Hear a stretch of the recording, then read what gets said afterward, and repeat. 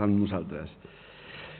Bien, hemos leído un texto que a alguno le ha podido descolocar un poco, ¿no? El texto de los discípulos del camino de Emaús después de la resurrección de nuestro Señor Jesucristo.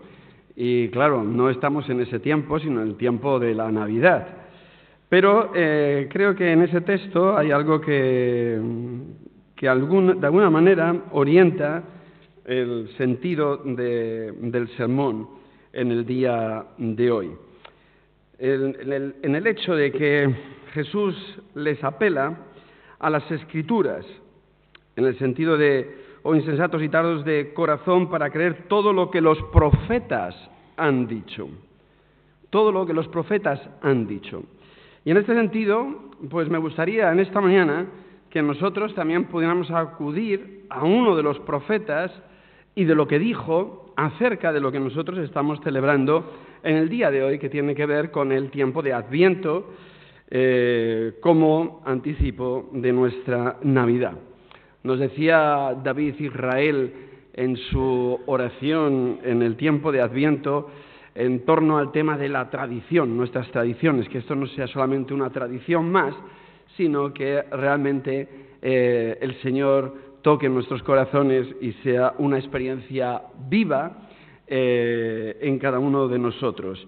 Bueno, evidentemente nos encontramos con una tradición cristiana que tiene que ver con el Adviento, que son esas 4 semanas previas a la Navidad, en las cuales la cristiandad, el pueblo de Dios en general, algunos lo celebran, otros no, pero bueno, en fin, nosotros sí que lo celebramos, tiene que ver con ese tiempo de preparación, en el cual recordamos por un lado las promesas de Dios y el nacimiento de Cristo Jesús, y por otro lado, pues nos proyectamos hacia lo que ha de venir, que es la segunda venida de nuestro Señor Jesucristo. Y evidentemente toda tradición puede convertirse en una rutina, pero lo que esperamos es que esta tradición no se convierta en una rutina, sino en algo novedoso, algo que vivamos desde la novedad, si acaso incluso desde la sorpresa, para hacer así cada Navidad algo nuevo para nosotros.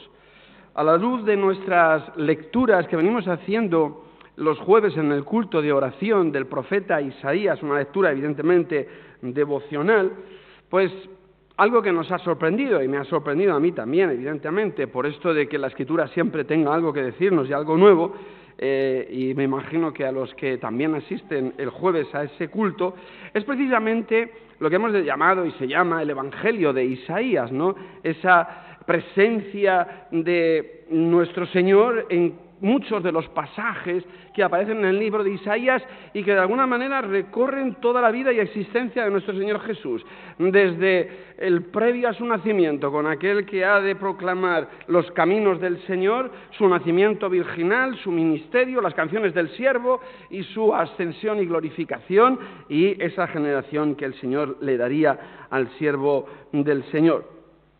Por tanto, creo que es algo que nos debe siempre de sorprender y de llenar de admiración el hecho de ser capaces de, como los discípulos de Emaús, pues ir al texto de las Escrituras, de lo que dijeron los profetas, y que de alguna manera, como en el caso de ellos, también en el nuestro, arda nuestro corazón cuando oímos la palabra de Dios para cada uno de nosotros. ¿No ardía nuestro corazón en nosotros mientras nos hablaba en el camino y cuando nos abría las Escrituras? ¿No ardía nuestro corazón?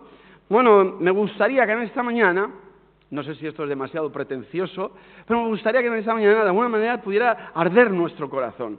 Arder nuestro corazón al contemplar en las Escrituras todo aquello que se decía acerca de aquel que había de nacer, aquel que había de vivir y aquel que había de morir por cada uno de nosotros. Se hace necesario volver sobre Moisés, sobre los profetas, como les dice Jesús a los discípulos de Emaús.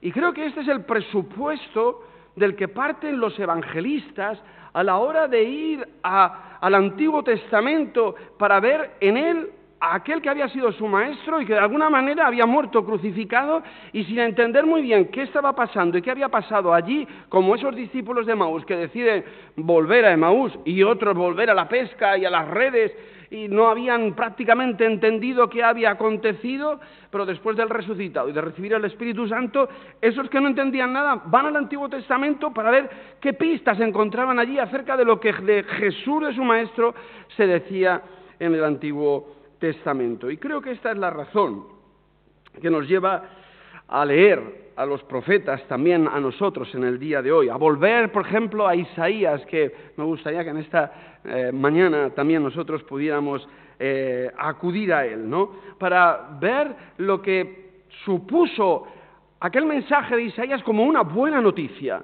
como un evangelio, porque buena noticia, ¿sabéis qué es evangelio? Evangelio, buena noticia. Y por tanto, en aquellas palabras del profeta Isaías que luego Jesús retomará también en su ministerio cuando dice: el Espíritu del Señor está sobre mí porque me ungió, Jehová me ha enviado a predicar buenas noticias a los abatidos, a vendar a los quebrantados de corazón, a publicar libertad a los cautivos y a los presos, a apertura de la cárcel, a proclamar el año de la buena voluntad de Jehová. Hoy es el segundo, o celebramos el segundo domingo de Adviento. Y por tanto os invito a que podamos acudir al profeta Isaías para valorar si cabe y sorprendernos de todo ese proceso maravilloso que se encuentra precisamente en el profeta, y que podamos también en esta mañana, como los discípulos en el camino de Emaús, decir: ¿no ardía nuestro corazón mientras nos hablaba en el camino y cuando nos abría las Escrituras?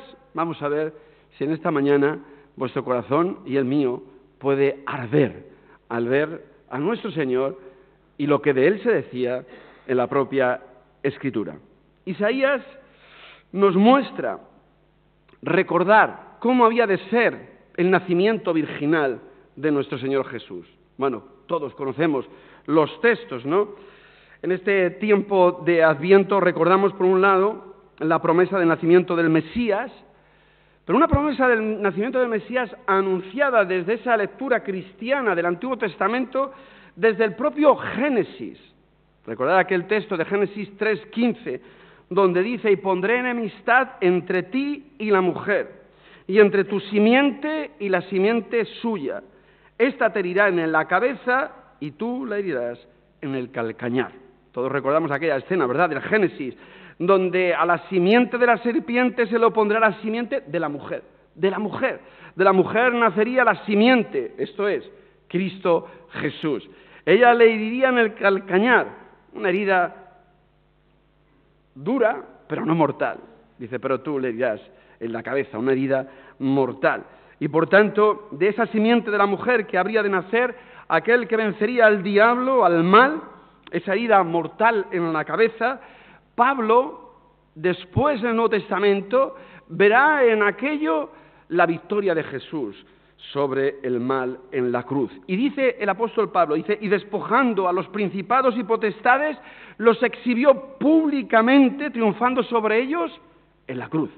Por lo tanto, ese Cristo Jesús, ese Mesías que había de nacer, esa simiente de la mujer sería la que heriría de una herida mortal a la simiente del diablo, esto es, al mal. Y por lo tanto, Pablo es capaz de nuevo de volver al Antiguo Testamento y de leer en él para llegar a esa conclusión. Y esa simiente de la mujer nacería precisamente de una virgen. Y es Isaías el que nos anticipa el nacimiento virginal de Jesús. Dirá el texto de Isaías, capítulo 7, en el versículo 14: el Señor mismo os dará señal. He aquí una virgen concebirá y dará a luz un hijo, y llamará su nombre Emmanuel. Esto es, Dios con nosotros. Creo que esta es la razón por la cual Mateo y Lucas, a diferencia de Marcos y de Juan, nos muestran los evangelios de la infancia de Jesús. Los evangelios, las narraciones de la infancia de Jesús. No aparecen ni en Marcos ni en Juan. y de alguna manera los evangelistas, Mateo y Lucas, sienten la necesidad de que en su evangelio, a diferencia de Marcos, que es el primero, aparezcan los relatos de la infancia de Jesús. ¿Por qué? Porque tienen que incorporar las promesas precisamente de Isaías, identificarlas con Jesús. Es Jesús el que viene a cumplir con la promesa y con la esperanza mesiánica que Isaías ya había anunciado. Porque al recorrer las Escrituras desde Moisés y los profetas, se encuentran con esos textos mesiánicos, los de Génesis, los de Isaías, y por tanto es necesario el relato de la infancia de Jesús, que tiene que ver con su nacimiento, que tiene que ver con la anunciación en primer lugar y el nacimiento de Jesús. Y de ahí que en el relato del nacimiento de Jesús y de la anunciación, Mateo dirá aquellas palabras de Isaías y las incorpora a su evangelio, cuando dice: y darás a luz un hijo, el texto de Isaías, y llamarás su nombre Jesús, porque él salvará a su pueblo de sus pecados. Y todo esto aconteció, dice el texto, para que se cumpliese lo dicho por el Señor, por medio del profeta Isaías, que dijo: he aquí una virgen concebirá y dará a luz un hijo, llama su nombre Manuel, que traducido es Dios con nosotros. Por tanto, nosotros debiéramos de, como los discípulos en el camino de Emaús, contemplar la escena que nos brinda Moisés y los profetas, Génesis e Isaías, y que nuestro corazón arda al contemplar que la palabra profética de Dios a lo largo de los siglos se cumple en el Mesías. Adviento viene a decirnos eso. Por eso no debe de convertirse en una tradición más, sino que debe de convertirse en algo totalmente novedoso, que incluso nos haga arder el corazón por dentro. Permitamos, en ese sentido, que nuestros corazones ardan también en estas Navidades, al contemplar las maravillas del plan de Dios, trenzado e hilvanado a través de los siglos y a lo largo de la historia, para que nosotros hoy podamos gozarnos en el tiempo de Adviento y que nuestro corazón arda también al contemplar cómo Dios maneja los hilos de la historia. En segundo lugar, Isaías también nos muestra cómo sería el ministerio del Mesías. En ocasiones nosotros vivimos bajo la angustia del tiempo. O bien nos parece que el tiempo no es suficiente y nos faltan horas para el día, o pensamos que el tiempo se nos escapa entre las manos con cuestiones a veces intrascendentes y tenemos esa sensación, porque vivimos en un momento histórico en el cual pareciera ser que debemos de estar ocupados siempre, en todo momento, de nuestra existencia. Pero la Escritura nos enseña desde el libro del Eclesiastés, recordar aquel texto famoso, que todo tiene su tiempo en la vida, que todo tiene su tiempo en la vida, que hay tiempo para amar y tiempo para odiar, que hay tiempo para nacer y tiempo para morir, que hay tiempo para plantar y tiempo para arrancar lo plantado, que hay tiempo para llorar y que hay tiempo para reír, que hay tiempo para endechar y que hay tiempo para bailar, que hay tiempo de callar y tiempo de hablar, nos dirá el Eclesiastés. Y mirad, Jesús tuvo un tiempo muy prolongado, de 30 años, para crecer en sabiduría con Dios y para con los hombres. Ayer teníamos la célula en casa y algunas de estas cosas, ¿verdad? Estábamos viendo y trabajando, ¿no? Un tiempo para aprender un oficio, para aprender a ser un artesano.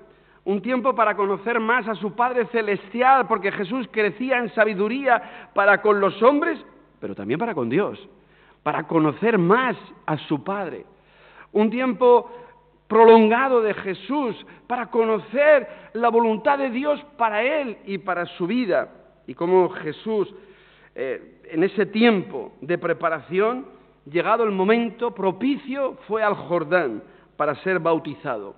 Y allí recibió el llamamiento de Dios para esa vocación, para ser el siervo de Jehová que nos anuncia Isaías en los capítulos 42, 49, 50 y 53, para cumplir con esa misión a la cual Dios le estaba llamando.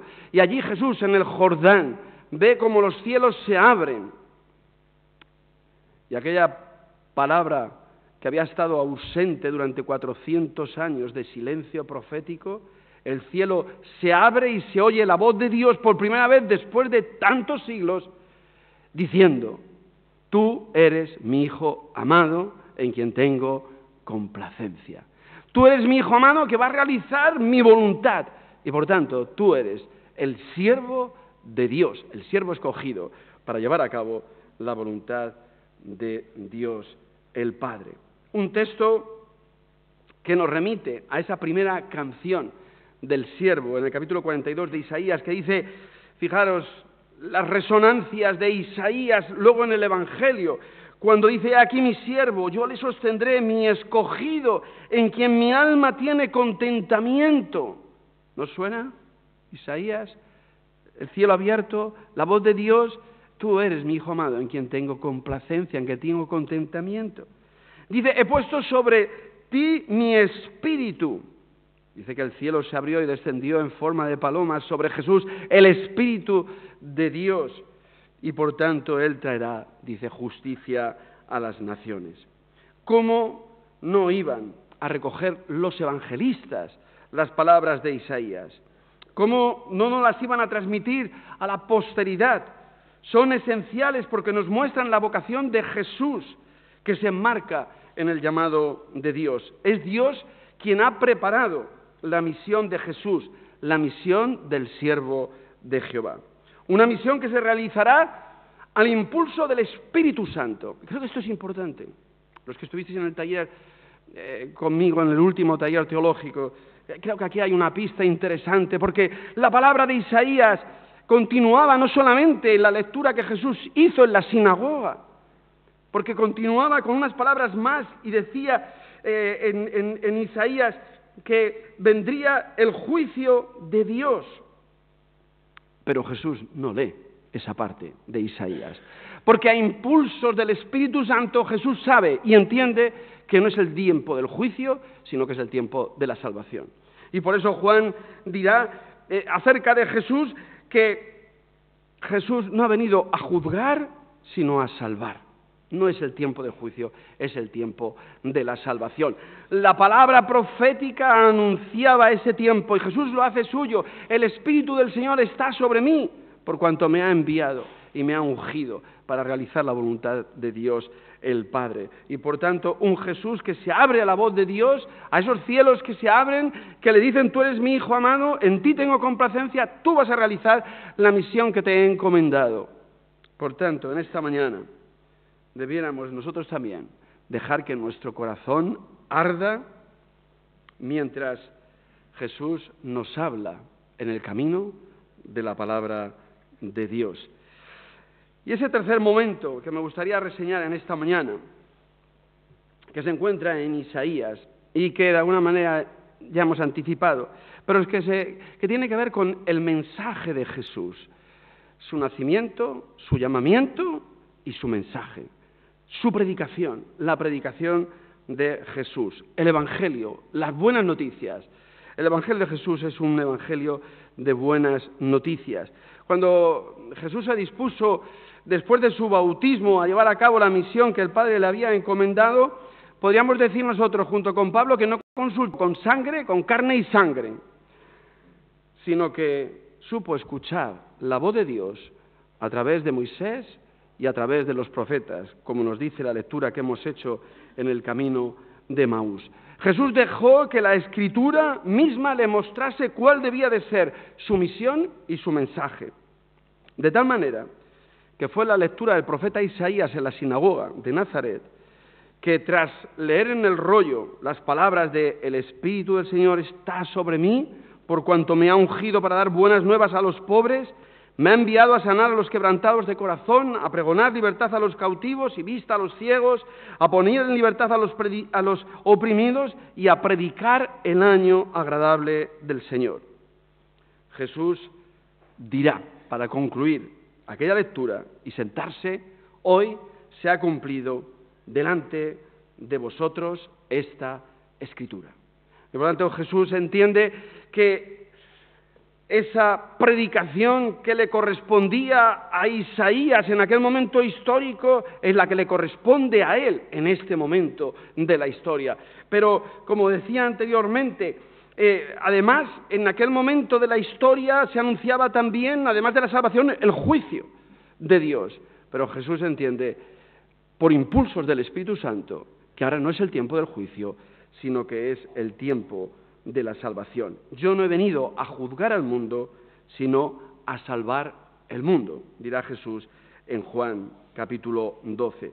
Por eso el siervo de Isaías dirá que el Señor le ha dado lengua de sabios, para saber hablar palabras al cansado, como dice el texto leído por Jesús en la sinagoga de Nazaret. ¿No arde nuestro corazón mientras nos habla en el camino, en nuestra vida, cuando nos abre las Escrituras? Así decía Jesús a los discípulos en el camino de Emaús. Hermanas y hermanos, un año más, un tiempo de Adviento.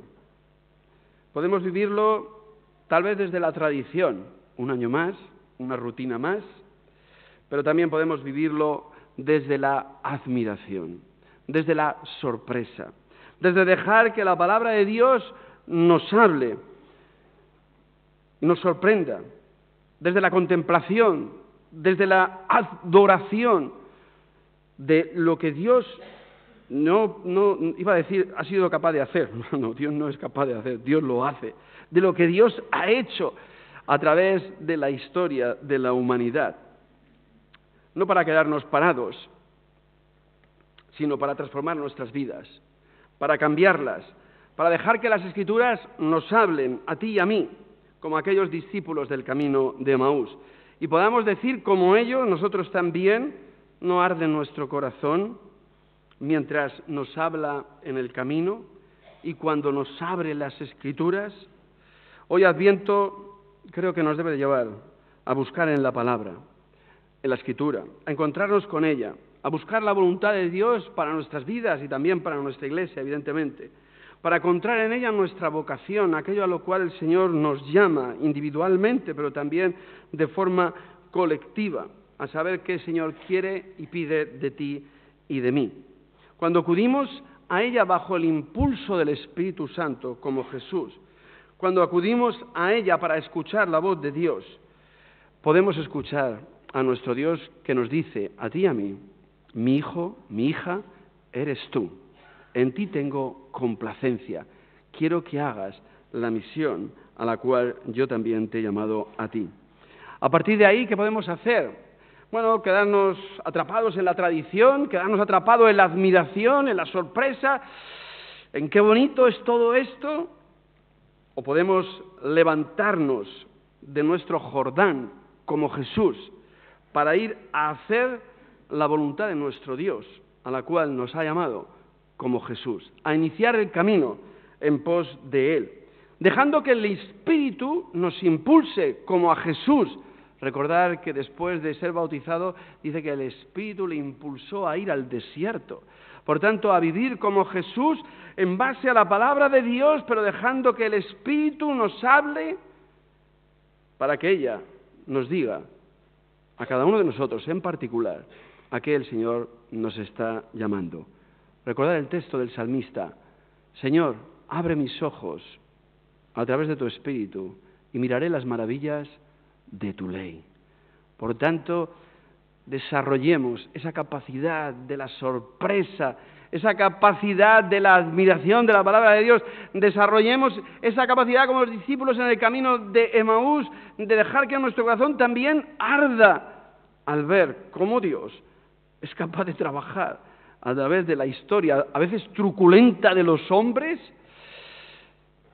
que no entendemos en ocasiones y que incluso nos puede parecer injusto, como vemos estos días con Jerusalén, ¿verdad? Pero ahí está, ahí está.